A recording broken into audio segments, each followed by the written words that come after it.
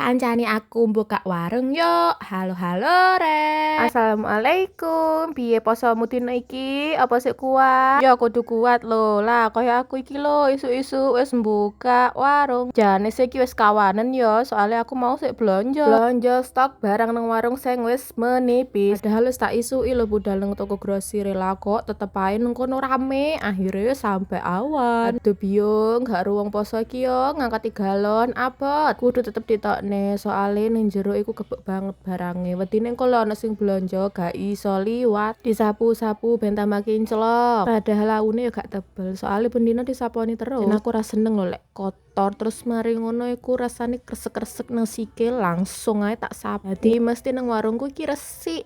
Gak percaya, Rene yo, cobaan Rene teko. Oh iya, aja bosen-bosen ya karo kegiatanku sing bendino isine cuman buka warung, resik-resik warung, ya piye maneh jenenge dagang sembako, ya isine wis ngene iki. Iki pisan kompor tak tokno. Aja salah paham, aku duduk dodolan camilan. Camilane metune engko sore-sore iki ditokno supaya panggone gak sumpek-sumpek temen Rek. Wes ya sampai kene ae, bye.